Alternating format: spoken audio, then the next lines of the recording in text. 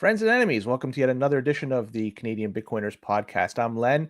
Today, I am going to be talking to Ryan McLeod. He is the nuclear Bitcoiner, and we're going to be chatting a lot about what's going on in the world of energy generation, and what's going to happen with the future of energy. Because this is going to be something. Well, it's actually a topic of the day these days, given what's going on with tariffs and energy and how that's being bantied about. It seems to be a currency that's being used as a way to try to leverage and influence power over somebody else. But either way, it's a topic we'll be talking to Ryan about. Before we go any further, though, I do have a couple of sponsors. I got the chalk off my list of things to do here. So number one, we have Easy DNS. Look, if you are a business and you have a website running or web hosting, email hosting, all that stuff, I would suggest look somewhere else to migrate it, because a lot of companies out there, they may just rug pull you. Easy DNS is not going to do that. They've been in this business for decades. Also, if you are a new business or an individual who wants to look a little bit more professional, or you have your own website or maybe your own web hosting, email hosting, all that stuff, you could use Easy DNS to do them. They are the best in the game because they are privacy centric. You can pay with your Bitcoin. They've been into this for, as I mentioned, decades. So a lot of different options you have over there. You could also run a Nostr relay through them if you want to even run potentially even a Bitcoin node through them. There's lots of different instances you could do through them. Lots of different options. But what I suggest you do, if you're going to order some services from them, you might as well make one huge order. Why?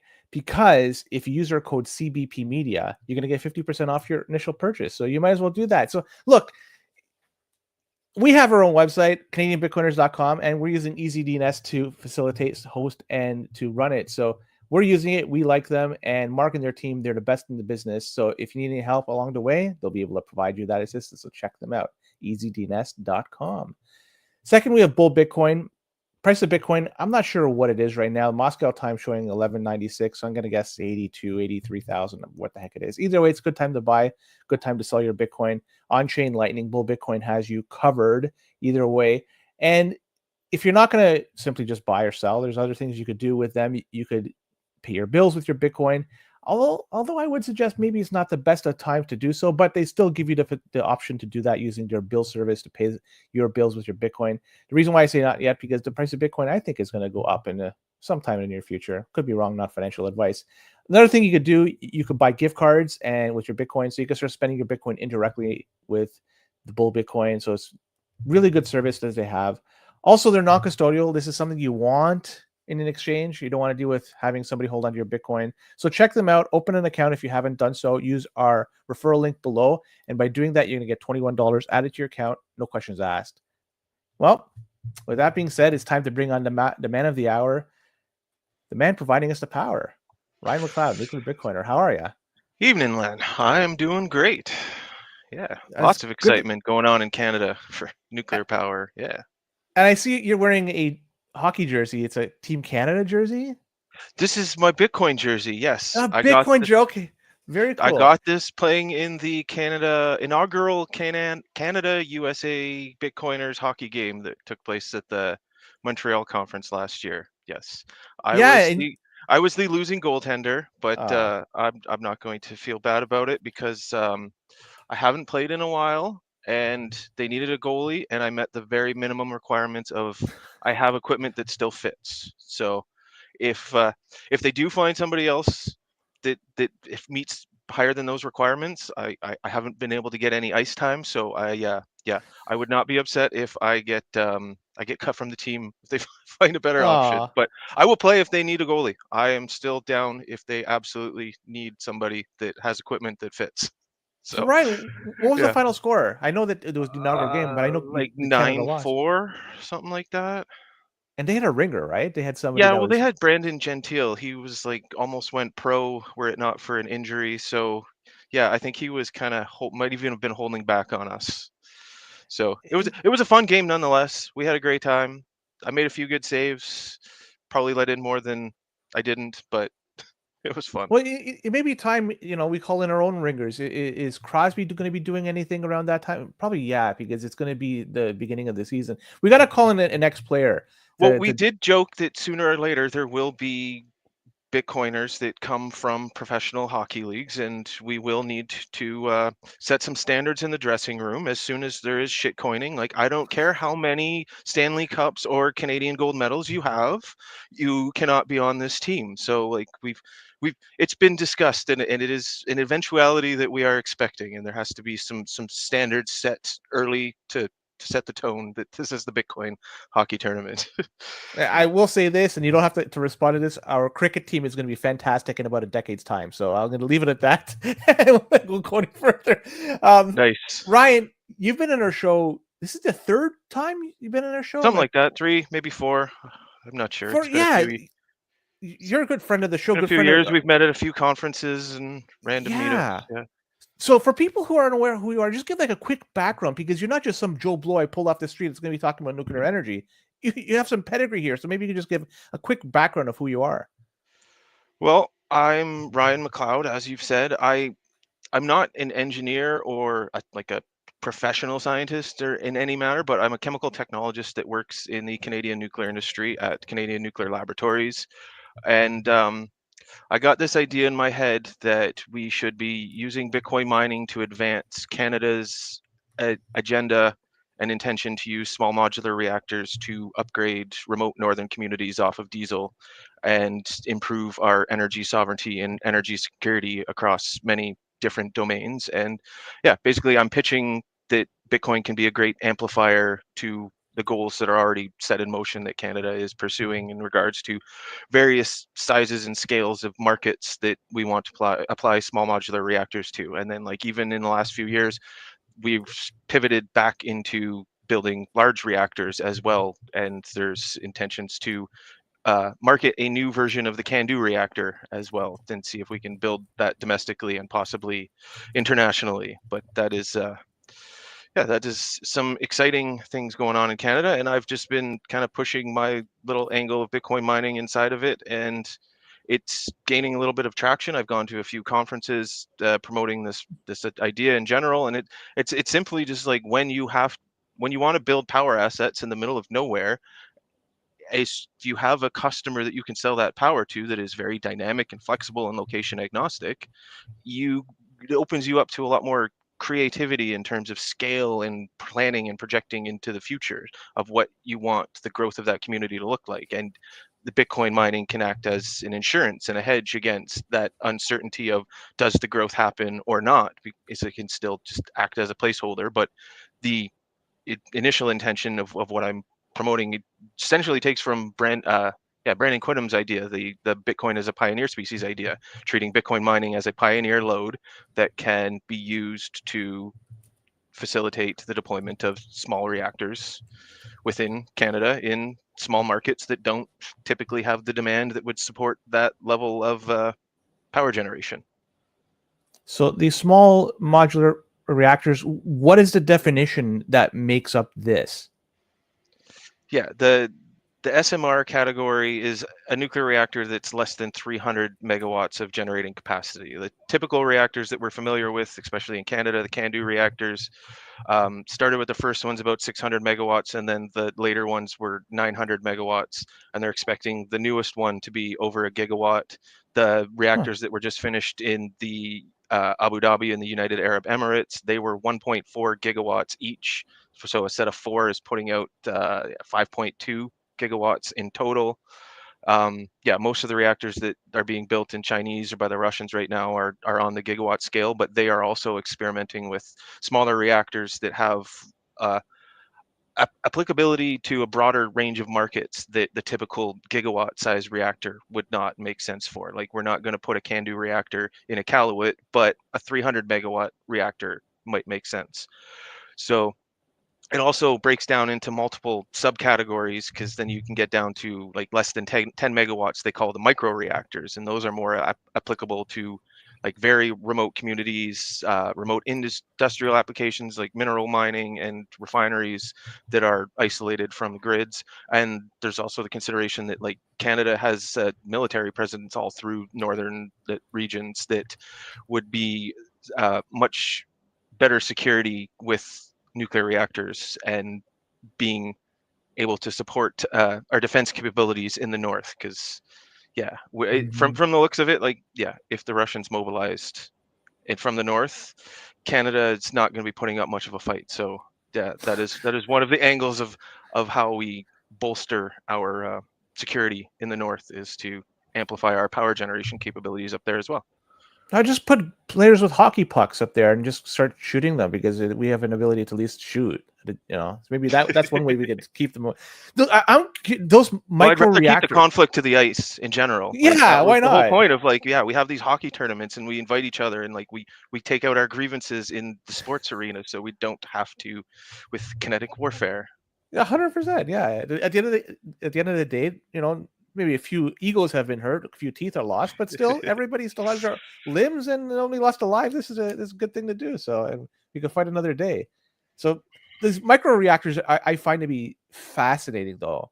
And in terms of like the quickness and how quick one of these can be put up, like, what's the time frame from basically yes, we're going to go ahead with it to finally one of these micro reactors are actually producing energy. But what is the time frame from those two times?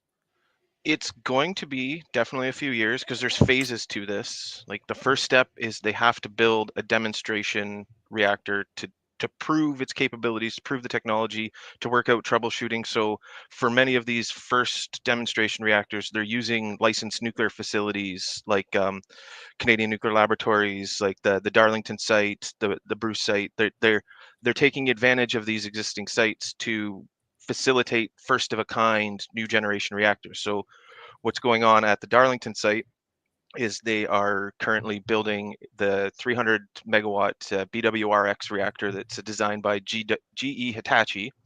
um, there is some tension about that right now because it is American company, American design, and there's the tension with the Americans right now. But that has been the go-ahead plan, and many have argued that because the site is licensed for a much larger reactor, we should actually be building a much larger reactor instead of 300 megawatts. But at the time, when the decision was made, the generation and the demand for that generation wasn't really where we expected it to be, so we weren't in the market for gigawatts of power. But now we are in the market for gigawatts of power, so the calculus has changed. So even now in Canada, like, we're looking at a site in Wesleyville. It's further down the highway. So if Pickering is the closest one to Toronto, and then Mhm. Darlington is out towards Bowmanville, and then further on Port Hope is Wesleyville, which is a site that OPG has owned for decades now, that was initially considered for the original build out of CANDU reactors, but it has basically just been mothballed, and now they are looking at it as a potential site for new nuclear reactors.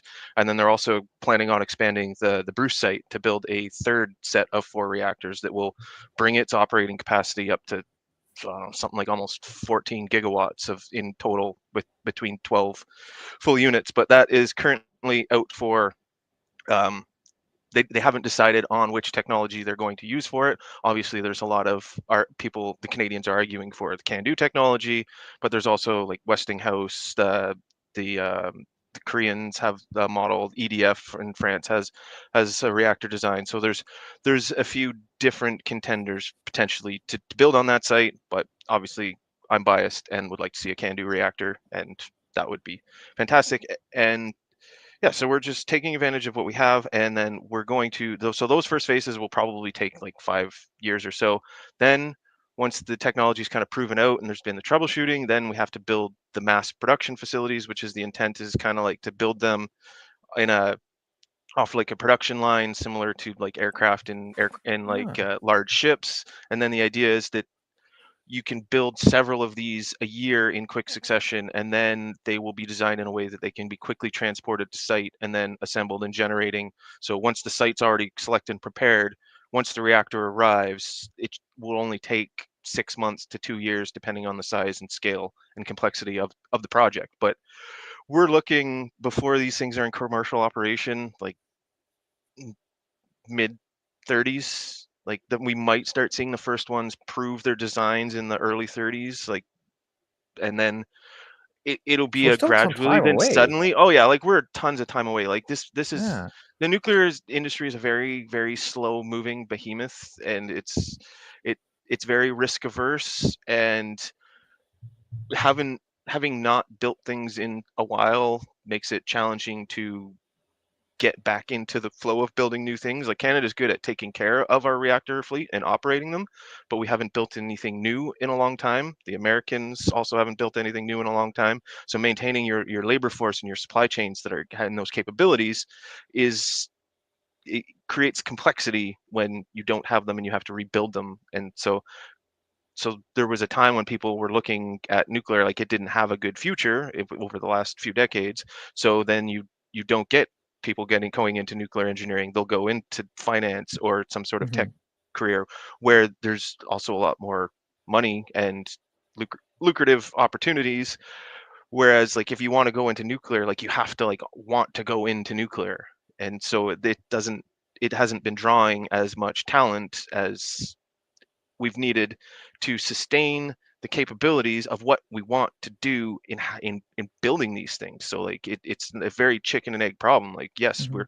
we have to transfer the knowledge of the generation that we still have here because many of them are aging, and then there are some gaps just because of yeah not hiring, just not attracting the talent.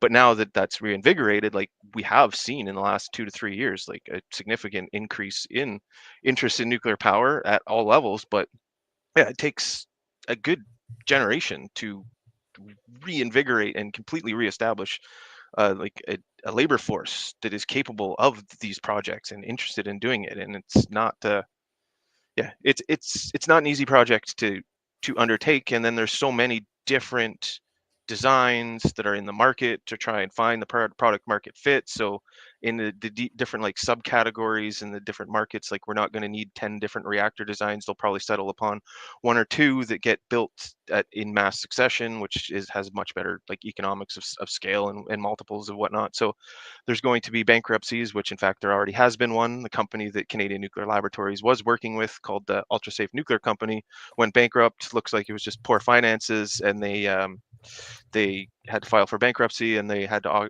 auction off all of their assets. So I haven't heard any news since December or so about that, but it's uncertain as to whether or not we will see or hear from that company again. It's private, so we won't really hear much about it until they are comfortable releasing more information.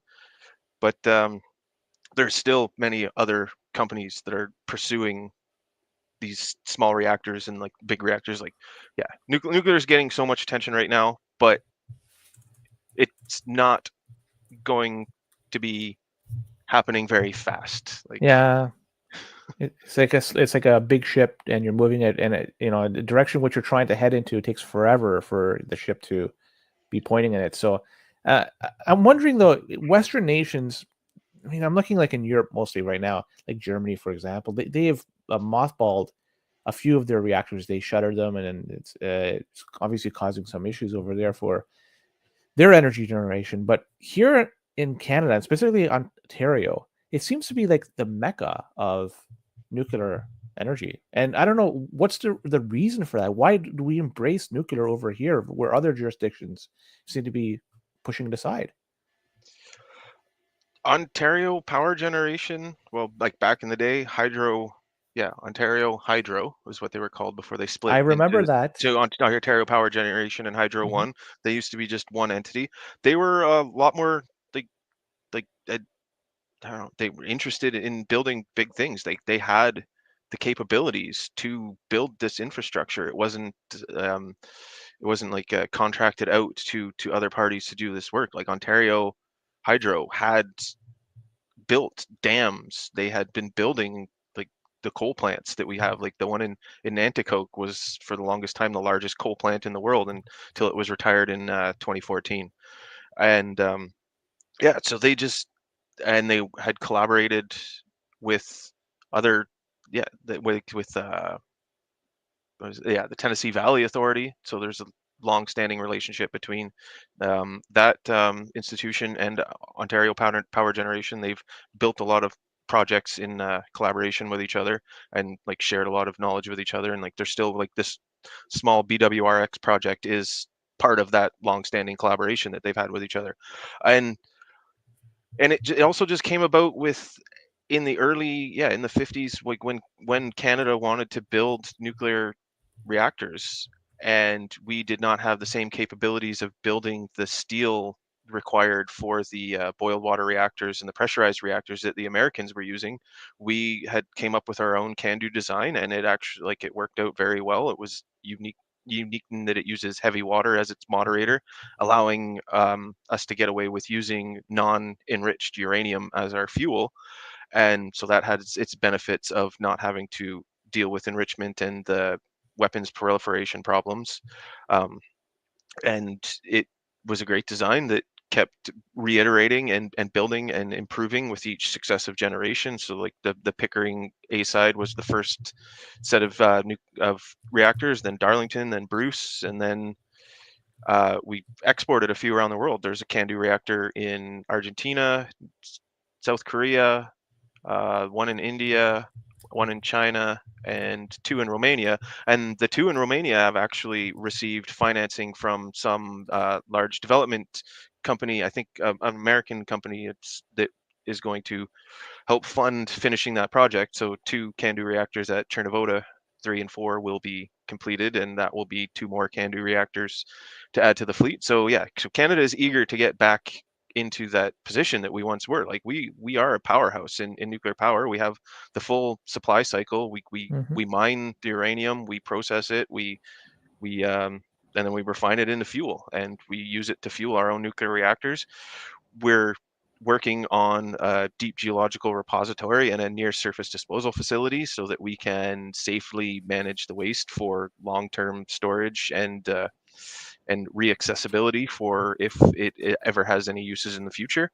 And it's we we need to be like reviving that and bringing it back to the state that it was in the 70s and 80s, when everyone that when yeah when Ontario was an example to the whole world of like when you really set your project management on to a goal, like you can build these great things. And I think we built like 16 or 20 reactors within like 25 years or so, starting in the early 70s, and they're most of them are still operating today. The only ones that are being retired officially are the ones the A side and Pickering's 1 through 4, and the ones that were built in Quebec, which most people aren't even aware that there was nuclear reactors in Quebec. But they I were thought it was one of all, yeah. What the heck? They have them there. I had no clue. yeah, the Gentilly reactor. So one of them was just like a demonstration on a new CANDU design, so it never fully manifested the potential, so that was more of a test. But the second one was exactly like the CANDU reactors at Darlington, so there was no reason why it couldn't have been had its life extended and continue operating. Like there was that actually we have our environment minister to thank for that one. He was one of the head cheerleaders for retiring that reactor, because it was only shut down in 2009 2010 sometime. So it Mhm. was not really that long ago that Quebec removed itself from the nuclear power. And then we also have one in New Brunswick, and New Brunswick also has plans with some of these small modular reactors. They have a port in their northern parts, I think it's called the Belledune part, where they have it's right now powered by a large coal plant, but the idea is they want to turn it into a large clean energy industrial facility where it's going to be primarily powered by a like a 100 megawatt reactor in multiple modules, and then it will also power the manufacturing plant to build that module of nuclear reactor, but then also support all kinds of other industrial processes, whether it be like desalination, hydrogen generation, the synthetic fuels, like you name it. Like once you've built enough power and it's available, like we can do all of these fancier applications that are scientists and are very eager to deploy into like the commercial markets, but it just doesn't quite seem that we're there yet. Like seeing how many um, at least hydrogen projects and battery projects are struggling to find their footing and like manifest anything that in the real world without struggling financially. Because yeah, it seems like a lot of these projects without massive support are not as financially viable as we had hoped for. In terms of like where it operates best and where it can't operate, I'd like to know, because I know, for example, in Italy, they were talking about having nuclear plants established there, but because it's prone to earthquakes, they're, it's hard for them to go ahead with it. So that's one of the things that they're looking for is very stable. You're not going to have earthquakes, like, and that seems to be one of it. What about like the ambient temperature? Does it work best if it's hot or cold, or doesn't really matter? Or is it just works, period? Like, I want to know, like, where nuclear works best and where it shouldn't be placed. Oh, as far as I know, like it depends on the reactor type. So if your coolant is water, you're going to want to be near a body of water or like a river or something. That's so most reactors are like in Canada and the US are ringed around like the Great Lakes. Mhm. And throughout Europe, they're on rivers, and like the German ones, the French, and they're all near bodies of water. Like, but then like Russia has reactors. They're in the far north, so they can tolerate the cold. Like it's just a giant boiler, and the complex part about it is that the source of the heat for that boiling is radioactive material. So handling that safely in civilian use cases can often be challenging. Like that's one of the reasons why we haven't seen huge uptick in like nuclear freighters. Like there's a lot of talk about them, and there's a lot of potential and interest in them, but it's that, yeah, having like nuclear powered ships on the high seas, there's jurisdictional problems and who's responsible problems. Like it's one thing when it's maintained under like military applications, but yeah, there's there's some regulatory complexity to be worked out before we start seeing nuclear powered freighters all over the ships. But like there are some that are out there, like the Russians are known for having icebreakers that are nuclear powered, and they have like small barges that they use to plug into like remote coastal Siberian communities that they can use to power them up. So like Oh, the use cases have kind of already been proven. Like there's no reason Canada could not do that if we were able to facilitate one of these designs to like commercial maturity and find a way to make it modular so that we can put it on a ship or on a barge, and then we have lots of coastal regions that can benefit from that. We have lots of potential customers all throughout the world that like Canada typically has a pretty good relationship. So as like if we have a good product, we will get it out there. We just need to start but building it and the domestically, industrial like alignment. oh, sorry, we're just losing. Right. Saying domestically, I think we need it more than anything else, given what's going Oh, for on sure. politically. He's like, I hope everybody's aware of it, but we're talking here in Ontario to levy 25% tariffs on exported energy to New York, Michigan, and other states. And that was since been rescinded. So there's going to be no longer, they're going to be putting this on. But it just goes to show you how sensitive people are to having any increase, like large increases to the cost of generation electricity. So here in Canada, are we doing a good enough job though for preparing ourselves for scaling out? Because there's going to be more requirements for electricity in the future, right? As more people go towards electric cars, more people electrify just about everything in their lives, there's going to just be more demand. So are we prepared for this demand? Are we putting ourselves in a good position to meet it in the future? We will be able to, but like we're going to have to kind of give on some of this net zero, like at all costs position that some leaders seem to be all in on. Uh, because if we want to meet the needs, like, yeah, we're going to need gas plants. We're probably going to need to continue having like our operating coal plants continue operating. We need to take full advantage of all the hydro that we have. And then we Mm-hmm. also, yeah, we have to consider that like we have neighbors that kind of became dependent on us. They retired their nuclear capacity, like all throughout that northeastern corridor that you described. They have retired, I believe, 5, maybe 6 nuclear power plants in the last decade or so, like Palisades, Pilgrim, Dwayne Arnold, the Indian Point, Vermont Yankee.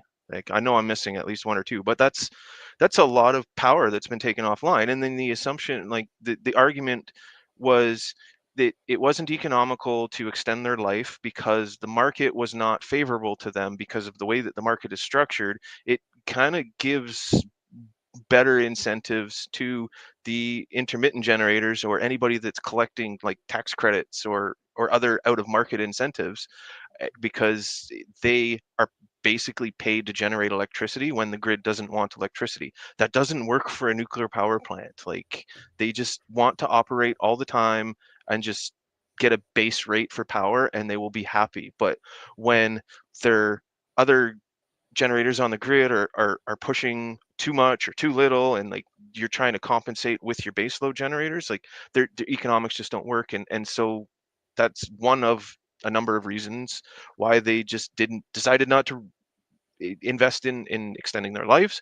And then they said that, oh, it's okay, we will just replace them with windmills and solar panels and batteries.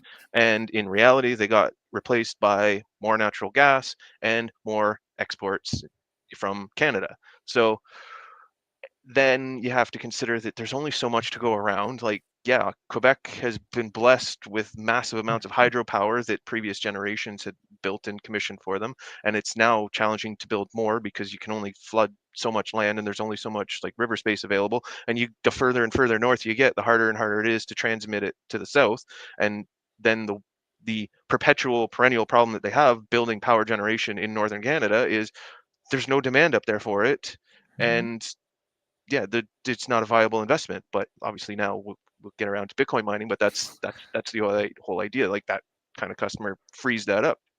But they had this kind of long-standing thing where when Canada is generating excess, because we often do in Ontario and Quebec during like kind of various seasonal variations, like when Ontario is at our max capacity, when all of our nuclear power plants are all out, we've got our hydro up to the max, and all of our other facilities are pushing power onto the grid, we are way over the demand that we're required, like terawatts over. And Wow. so I think it was, yeah, sometime in like 2018 2019, before we started refurbishing the reactors, yeah, it wasn't unusual to have a year where like 20 terawatt hours was either curtailed or negatively priced, somewhere in that ballpark.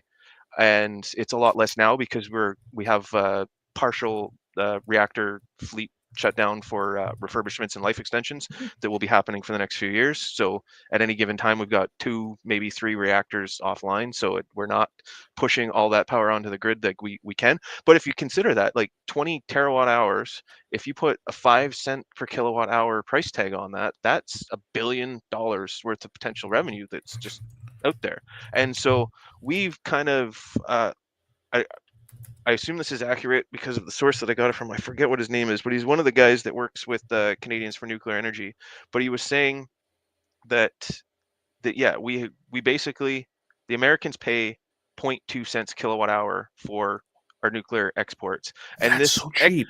and this import tariff was going to bump it up to 1 cent.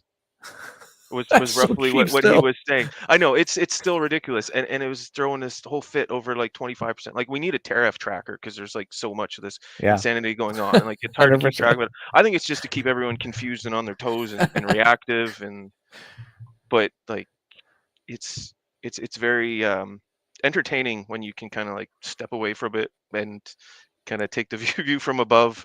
Although it's going to greatly impact our cost of living and standards of living here in Canada if our leaders react poorly to it. But we will see how that goes with our new God King in place. And Well, we'll see yeah, what his Trudeau's finally strategy gone and is. everyone's happy. But yeah, now we have a central banker as our prime minister.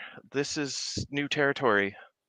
And he's a smart guy and he's very well connected, but like he Hmm. doesn't sit at the kids table like Trudeau does when it comes to who's making decisions about what's best for Canada and its place in the globe. So he's yeah, he's it also feels like we're stepping it up to like a higher caliber of opponent when it comes Yeah, to it politicians really that does. probably hate Bitcoin, and we just need to prove that you're not going to be able to do anything to stop what's coming.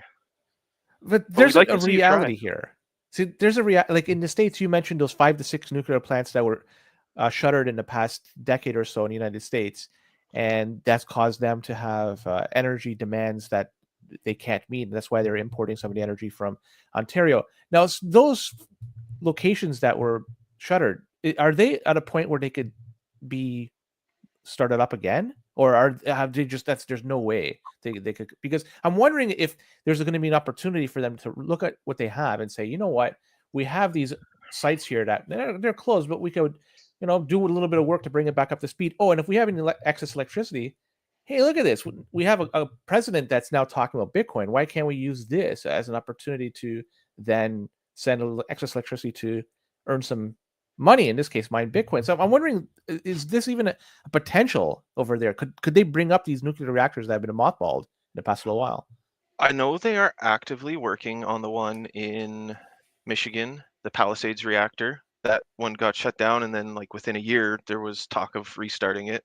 So the last one that was going to be shut down was Diablo Canyon, but a group of very determined activists made sure that that didn't happen, and they kind of backed down and kept it operating, and it's proven to be very vital to keeping power in California. Um, but yeah, so Palisades up in Michigan. I think that there was talk about Dwayne Arnold. I haven't seen anything conclusive, but for the most part, it seems like they're not, like most of them are no, but a few are yes. And like 3 Mile Island was actually another one that was mentioned a few Yeah, months ago that Microsoft is interesting in taking all of it. yeah. So then there's that.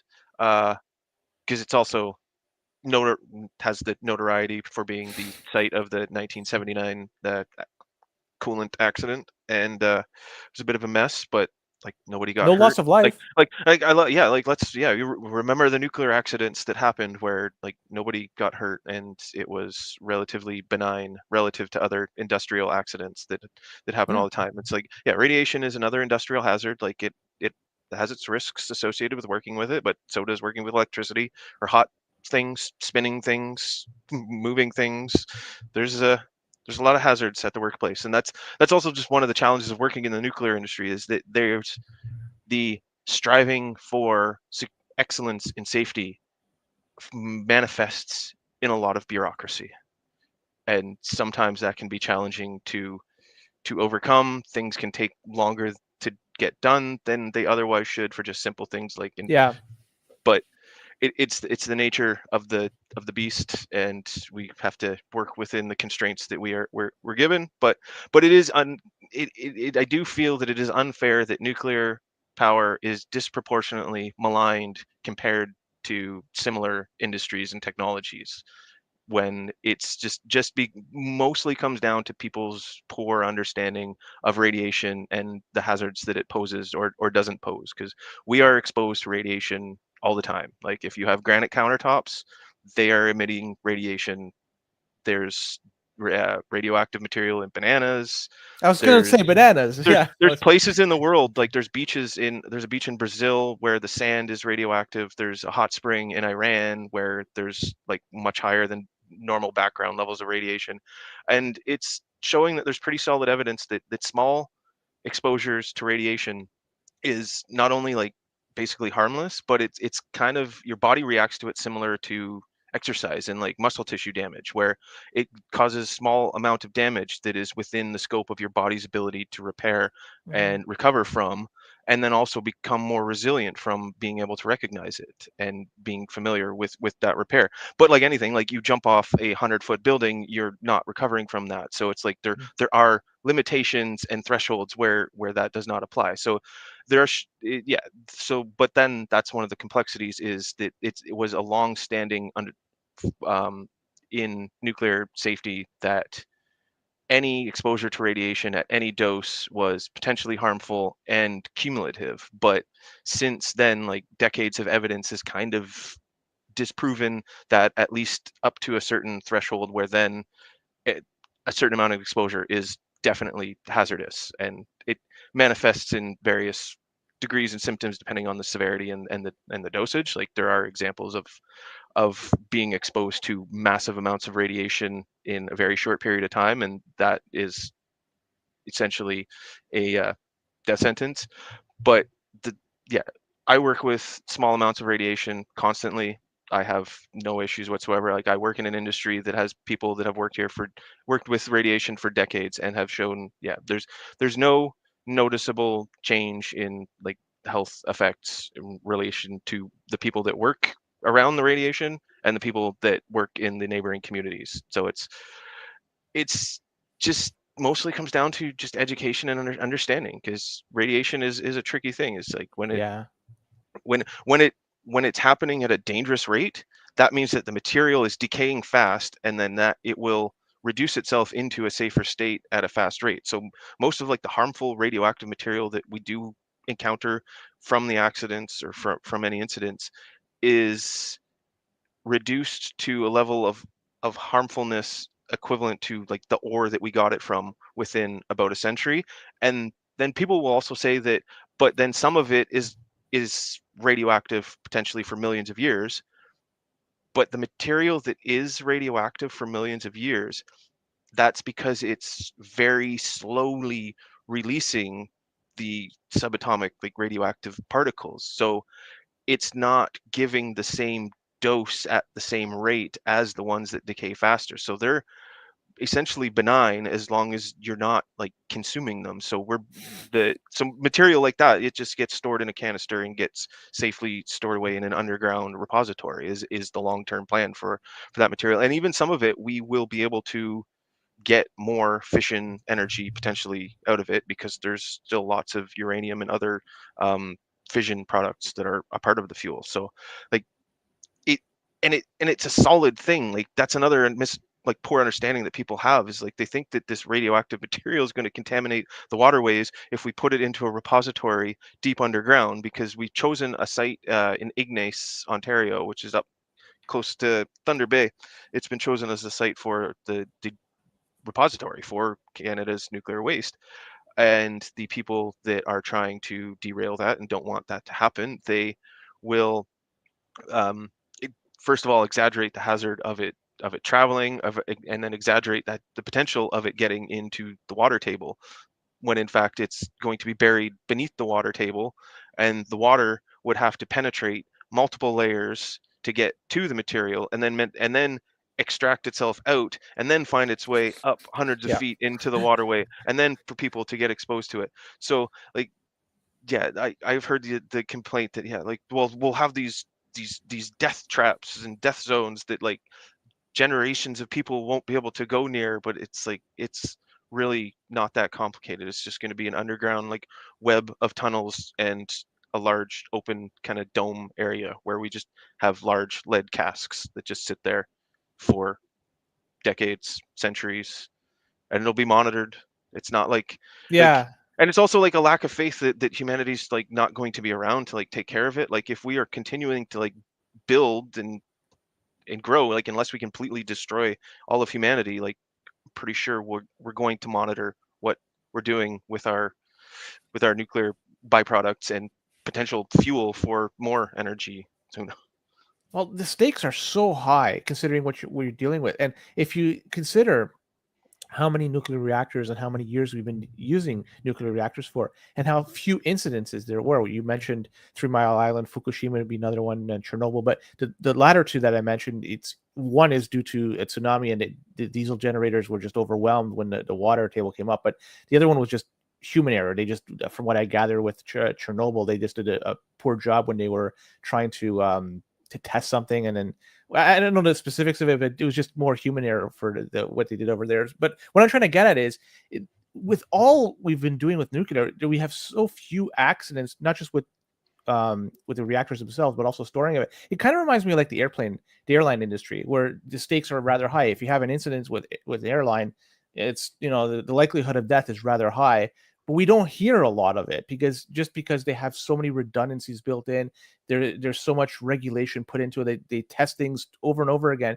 And I look at the nuclear industry in the same light, that they do the right thing with it, in terms of the storage, with the maintenance of it, with everything with it. It seems to just work in my eyes. So that's just in my own 2 cents. But I want to bring back this discussion quickly to Bitcoin, and how this is going to somehow potentially be used in energy generation moving forward. Because you obviously you're a Bitcoiner and you're a nuclear guy too. But so the melding of these two, I'm not sure how many people share the same views you do, but I hope more people do. So I'm wondering, in your eyes, what's the marriage between these two in the future? Well, it certainly sounds like many Bitcoiners are fans of nuclear power, especially once they've understood how Bitcoin mining works and how it is a basically an insatiable energy sink that will take whatever we throw at it as long as the economics work for whoever is operating the machines, we will clearly continue feeding this thing. And nuclear power seems to be very attractive to the people that operate these machines. Uh, as far as I know, there's one operating facility, TeraWulf at the Susquehanna power plant, nuclear power plant in Pennsylvania. They built a small site. It was an interesting.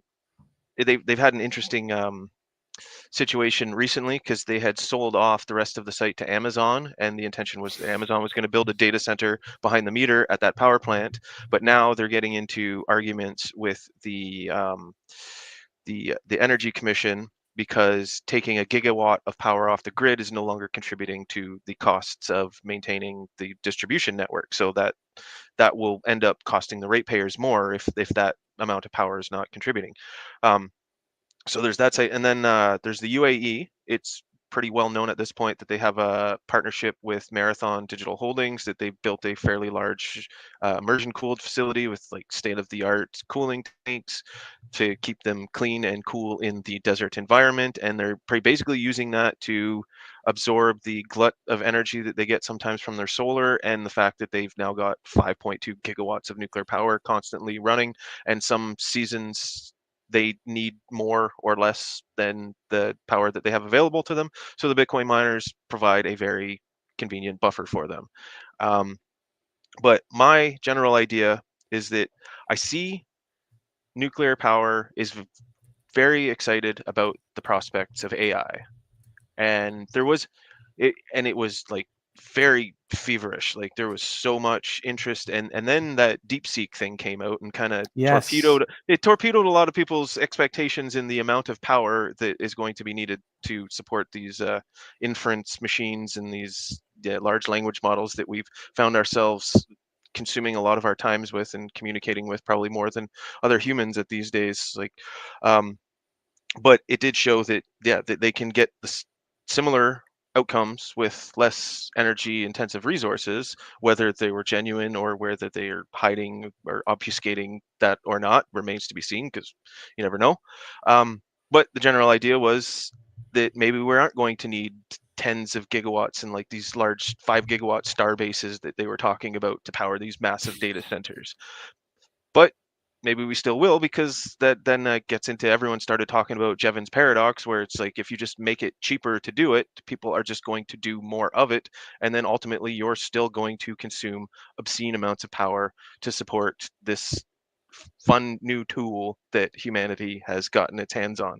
And like I barely think we're getting started. Like I still talk to most of the people in my day-to-day life, they've barely even touched it. Like I play with it a lot. Like I'm building a pretty fancy spreadsheet model, and like I'm coming into encountering like spots where I'm like, I need a formula. I know that Excel can do that formula, but I have no idea how to make it do that formula. So I just give the robot little instructions, and then it just spits out a formula for me. Or if What's your I'm just go-to? Is it Grok?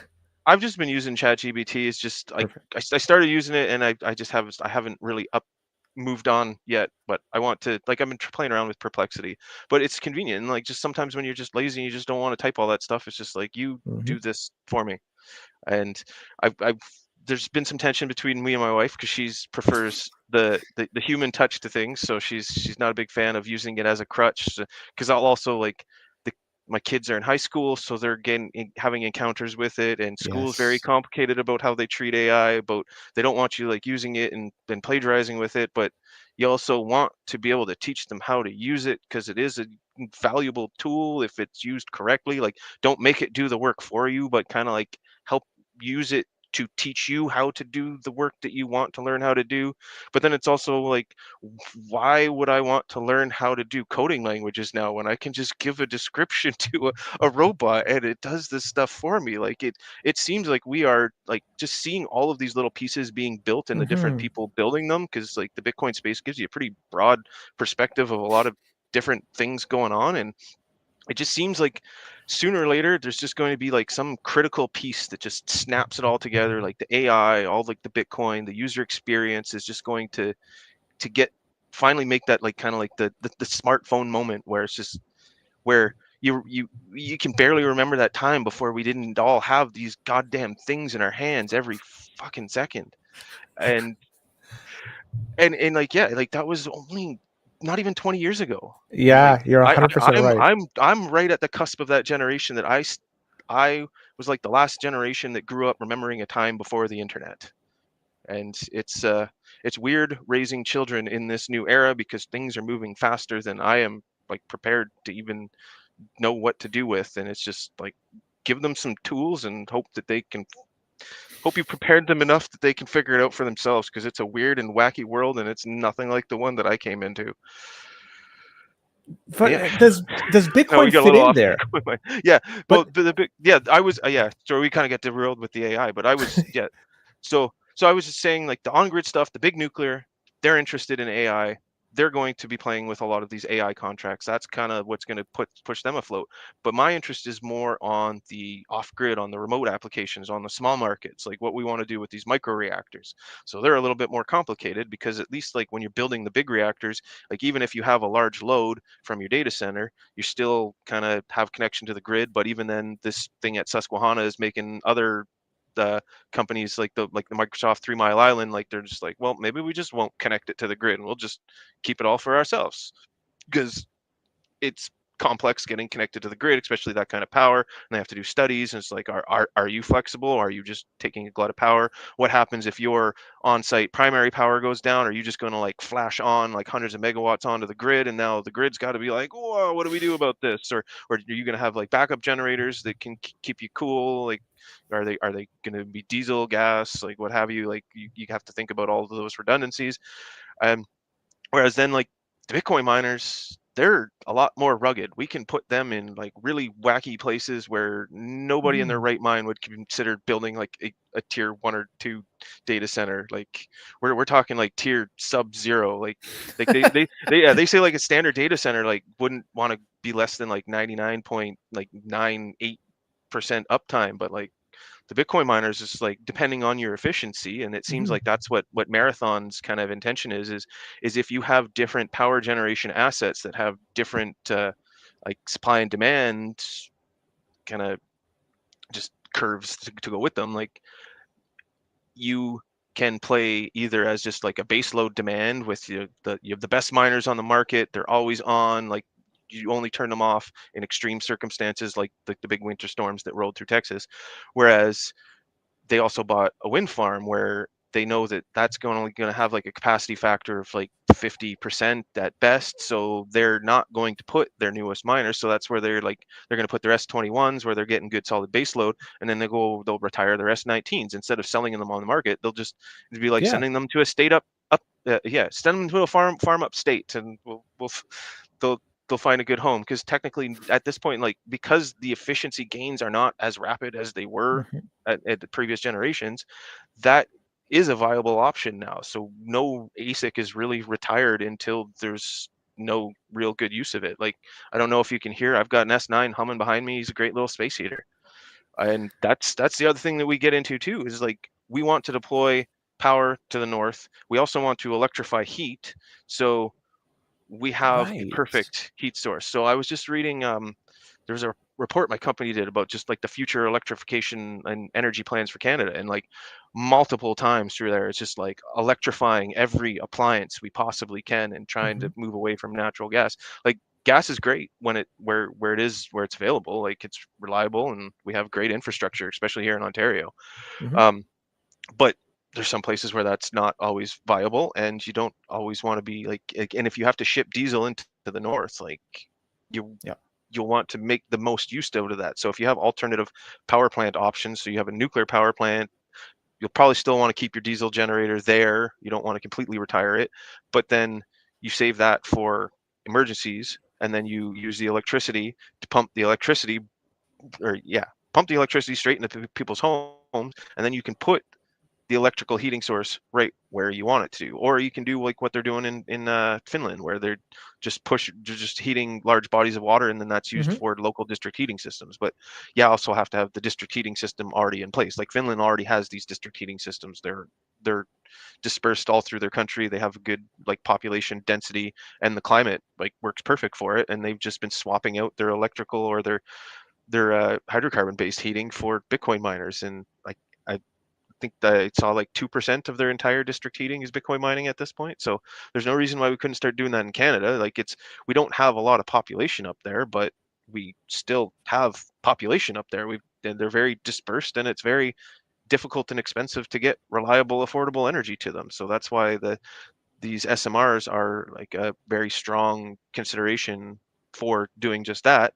And then my idea is we use the Bitcoin mining as the anchor load, so it doesn't limit us to just enough power to support the local community like just now. Because if you're going to do strategies that involve just a nuclear power plant with a diesel plant for base load and peaking, or the SMR with batteries for just kind of like load shaving, all of these other strategies, they kind of limit the grid to just enough to cover peak load, and any overbuild that you put into it is just wasted capital potentially if you don't have a use for it. So what Bitcoin miners unlock is that you can now far exceed what you need for local capacity now, and you can build what you want to project for the future. Like say you're expecting 5% load growth from this community, and you also know that there's going to be a project that's just going to like increase it by like a lump of 2 or 3 megawatts, and you can model and project around that, and then you can have the Bitcoin miners just as that placeholder from day one, generating revenue from day one, even though the local capacity factor and load factor is only like 30%. But over time, as they grow up to 50%, 60, 70% of taking that power, that you taper off the Bitcoin miners and you send them elsewhere. And then in this at the same time, you can use those the different efficiency tiers in the same way that you would use a baseload power generator and a peaking power generator. You use your like you use your high efficiency miners as your base load always on, and then Uh-huh. you use the lower tiers that are less efficient as your like load following load. So like there is a little bit more complexity because now you've got different types of miners in place. So as long you'd have to make sure that you have the resources to maintain and their operations and whatnot. But there's no reason why you couldn't fill one shipping container full of like like S21s, and then another shipping container full of S19s, and they perform different roles, but it's perfectly catered to what the supply and demand profile looks like for any given community or industrial process. And then you're also then you got the heat in it. But I think it's an unlock that now we can build more units. So then we also have the redundancy, so like if you're building just enough for the community, if you were to lose one of your power generation assets, then you don't have a backup for it. Whereas if you have an extra unit that's just completely occupied with Bitcoin miners, if you lose one of your primary units, you just take one of your secondary units, stop mining, and you put it into primary use. So it gives that added level of redundancy as well. So it's I think it's got a lot of potential. This is what I'm kind of shopping around within like the Canadian nuclear Yes. industry, and I'm really hoping that it starts catching on. Like I've been running models, and I'm hoping to get like a proper like something with numbers to show that there is something here, and just kind of like find that inflection point where when you can sell power to something in a remote scenario, like how much does it have to be paying you before it just says like, all right, instead of just building just enough, just max it out. And then but then you also have to have the constraints, because that was the first thing I ran into, is just as soon as it reached a certain threshold of how much power or how much revenue you can generate per kilowatt hour, it was just like, just go off scale, build as much as you want. And but I'm trying to model a community in Nunavut that's about 5 megawatts. I don't want to install 2 gigawatts. So please limit it and constrain that a little bit. So just refining and tuning and just finding the right variables to work into these models, because Bitcoin mining is its own monster, and then projecting what it's going to do in the future. I just kind of ripped off Saylor's model to project Bitcoin price into the future, but then I was like, well, how do I project the difficulty? So then I just copy pasted the price one, and then I just made it into a difficulty projection tracker as well. And then I can put the price and the difficulty, and I can change them at different rates, and then they spit out different hash prices. Hmm. And then I've got the different machines that run at different efficiencies. So then when you take a hash price and you take a machine efficiency, you get dollars per kilowatt hour, and then you just subtract your operating costs, and like it's really simple math to work out the profitability on these things. It's just, is Bitcoin going to do what we expect it to do? Because like everybody seemed euphoric that when we hit 100K, we were going straight to 200K, and now we're at 80K, and everyone's upset. But like, I don't know, Well, Bitcoin it's mining. crazy times. I mean, I think now we're approaching But 12 terahash per watts per terahash. Sorry, in terms of something like that. efficiency. I think Yeah. I So like, saw BitDeer was saying that their new seal miner is going to be like less than 10. so that's 50% more efficient than the S19s, the very good S19 models that came out just a few years ago. So, but the rate of efficiency, like if you compare, like say an S9, but I know an S9 came out 8, 9 years ago now. It's Eight, now, 9 years ago. But yeah, if yeah, you've got 2 cents kilowatt hour, or you're using a space heater anyways, S9's yeah, great. I agree. If you're going to heat your area with electricity, like why wouldn't you plug in one of these units? It just don't totally make sense. Ryan, though, but you know what? Just Like make we've sure done you this for adapt an the hour. fan, or it's not wife approved. We've been doing this, and I know you have constraints here, so I don't. This has been like a fucking awesome talk, and I could go for another hour. I Oh, have one question for you though. I'll get throw one more at you because I really want to know your colleagues. You're a chemical technologist, and you must be talking to them, and also engineers and everybody else in the field of nuclear energy about Bitcoin mining. What are they saying about it? Are they on board, or are they very skeptical about what you're bringing to them? well, they're not as enthusiastic as me because I'm a crazy person, and I've accepted that. But they're definitely curious. They see me like tinkering away at this spreadsheet, and then like, well, I'll make like updates, and I'll show them like a new graph, and I'm like, look what I made it do, and they're like, that's great. It's like, here, look, see, if Bitcoin appreciates at this CAGR for this many years, look how big the number gets. And they're just like, yes, that Never sounds go up. great, and I'm just like, it's like, how can we lose? But yeah, like there's been a little bit of like it's the same old FUD that everyone's heard about, just like that. Oh, but people do, like people with criminal intent might use it, and it's like, well, everybody uses money, so like get over that. Or like, or it's too volatile to be money. It's like, well, I'm not really suggesting we use it as money. I'm suggesting we use it as a power load that's going to pay us more than zero. So I really don't care if it's going to pay out 3 cents or 6 cents. Like, obviously more is better, but it depends on the circumstances.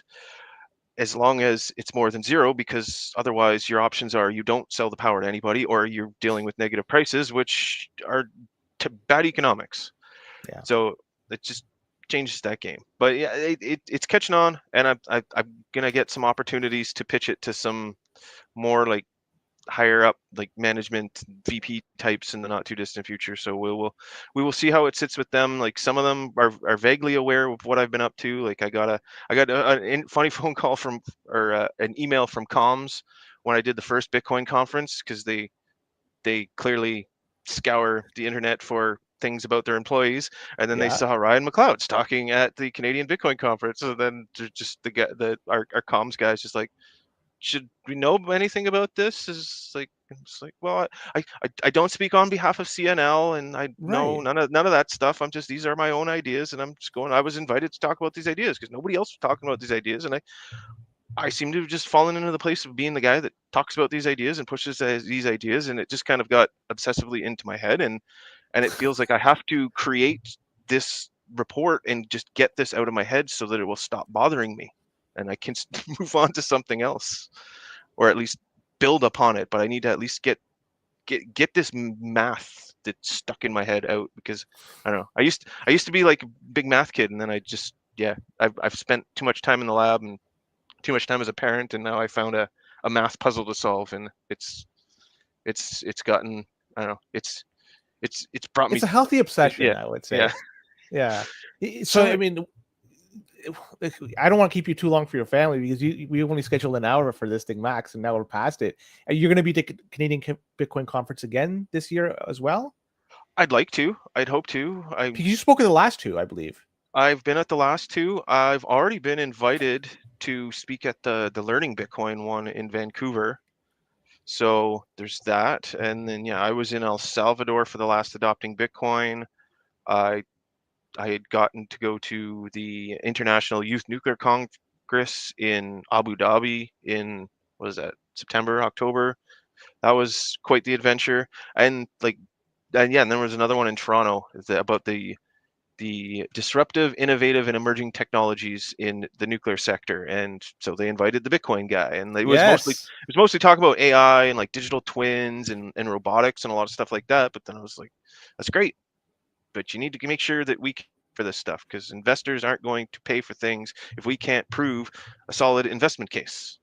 And if our cost of energy is going to be through the roof and we don't have like an anchor load to bring it down, and basically basically I want to rip off what Gridless is doing and apply it to small modular reactor microgrids. And yeah, so that's essentially my plan. And if anyone's not familiar with Gridless, they're taking small hydro in the middle of Africa and making it economically viable by attaching Bitcoin miners to it and making sure that it's 100% used all the time. Ryan, Yeah. I really appreciate you taking time out of your family to come and talk to us or talk to me and the Oh, it's show. fun. We well past an hour, and I'm sorry for that. No, it's good. I haven't had a Bitcoiner chat in a few months now, so it feels like I was like I needed a fix. Like I said, when I DM'd you, I said anytime you want to come on, and I mean it though. I got Anytime you want another to one come on and coming up. talk. Joe Burnett invited me to do his one that he Yes, does. next week I think, I right? think we're frozen. Yeah, sounds like looks like we're frozen. We're kind of back. Yeah, there we are. Yeah. So yeah, Next you're week I'm going gonna to do Joe's Joe show next week. Burnett's. Yeah. Yeah. So I mean, you're going we'll leave it at that. Ryan, before we sign off, I just want to hand a baton to you, and maybe you could just indicate where people could find you in case they want to reach you. Oh no, looks like we lost Ryan. The last moment too. At that, I'll leave it at that. So, ladies and gentlemen, if he doesn't come back, I'll just end it at that, and we'll just cut this short. I hope you enjoyed this episode. Ryan has been an awesome guest, and like I told him, he's welcome to come back anytime he wants, and I hope to have him come back in a very near future. So, with that, you take care, and we'll be back at this again Monday. Without Ryan, of course, we'll be with Joey and myself. But Ryan, buddy, appreciate you coming on the show if you listen to this. And with that, take care and have a good weekend.